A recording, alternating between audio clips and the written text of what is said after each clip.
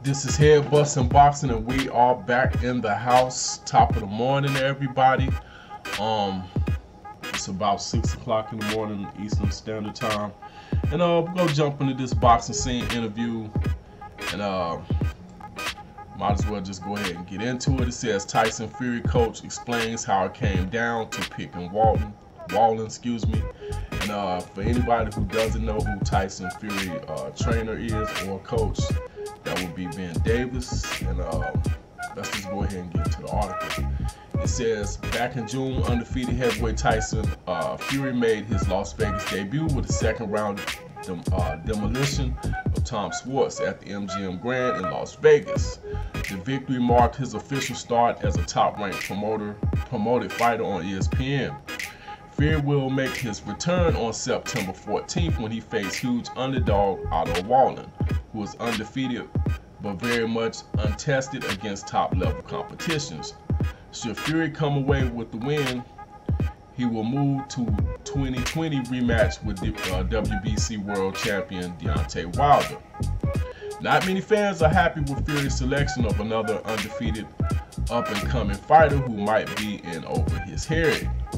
Fury's trainer, Ben Davis, claims the decision to face Wallin wasn't easy. According to Davis, there were several other names that they would have liked, but they were all unavailable for one reason or another. You've got Al Heyman at PBC, you've got Top Rank, The Zone with Joshua, and that. They all want to keep their heavyweights for who they've got. I know that Kubrat Pulev is in a situation for the IBF mandatory. He's not going to take that fight against Tyson Fury. Didn't want to take the fight, Davis told the Express. An offer got put out to Alexander Povetkin. He took the Huey Fury fight.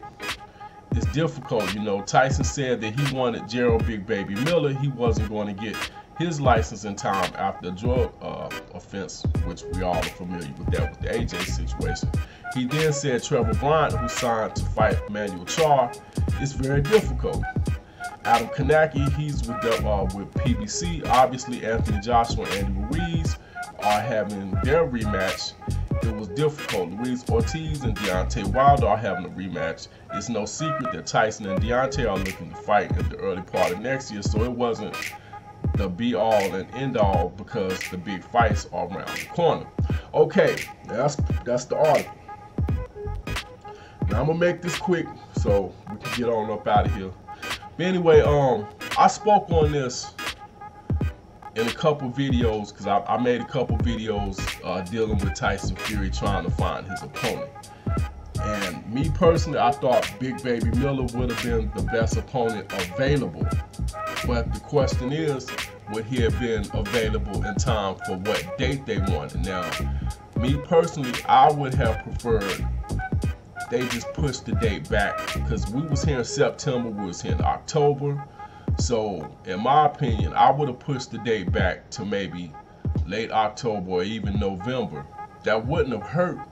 Well, maybe if you thinking sales, it might be interfered with. Sales might be interfered with because you would be pushing it closer to Ruiz and AJ, not knowing when that was going to be set, and possibly running into the Wilder Luis Ortiz date, which I'm not sure if that's been given or not. I'm not sure. But the point is, Big Baby Miller possibly would be available. Didn't know for sure or exactly when, so I can understand them not waiting around to find out what was going to happen with him.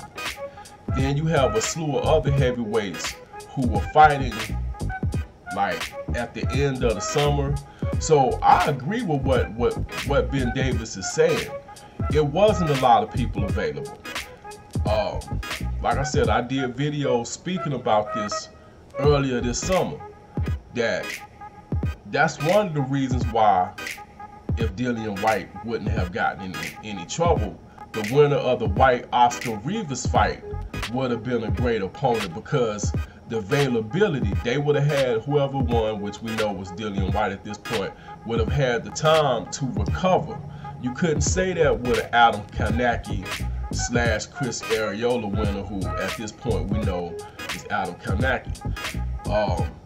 We know he wasn't going to fight Joseph Parker. We know he couldn't fight Ortiz, couldn't fight Wilder, etc., etc. So it left you with people like Trevor Bryant, Big Baby Miller, Charles Martin, who probably nobody. Only reason why people would have been more excited about Charles Martin is because we don't know much about Otto Wallin compared to Charles Martin. So I understand exactly what Ben Davis is saying, and that's one of the reasons why I said it in the video I made recently. I saw this coming because it wasn't too many people available. Now, also in the other video, I did say, you know, what about Povetkin?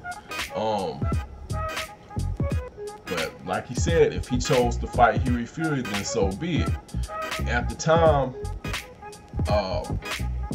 Pulev wasn't even cleared yet.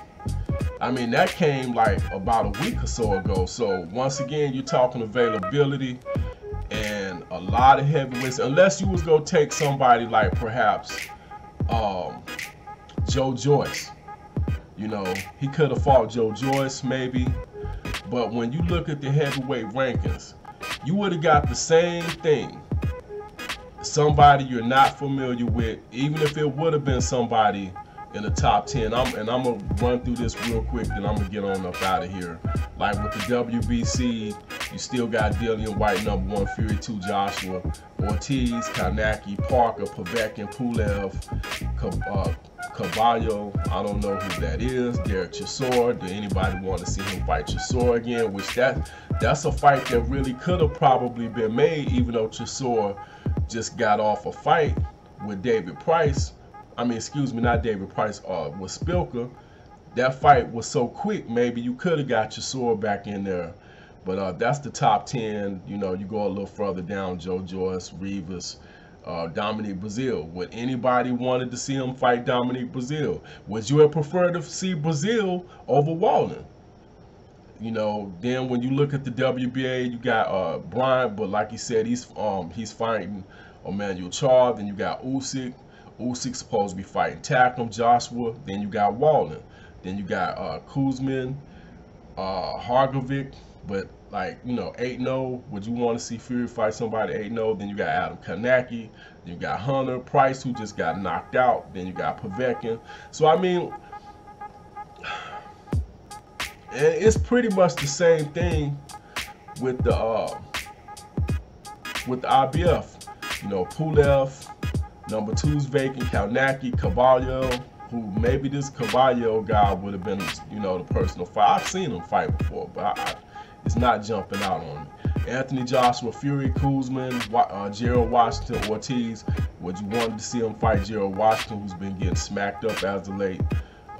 Ortiz, Hunter, then you get the Wallin. So, I mean, it is what it is. We just gonna have to hope Otto Wallin comes to fight. You know, his father just passed. Maybe he'll use that for motivation, similar to what we saw with James Buster Douglas. That's pretty much all I got. This is Head Busting Boxing Fight Doctor. Hit that like button, hit that share button, hit that subscribe button. Hit me up in the comment section.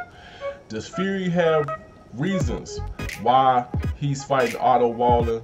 I say yes, he does.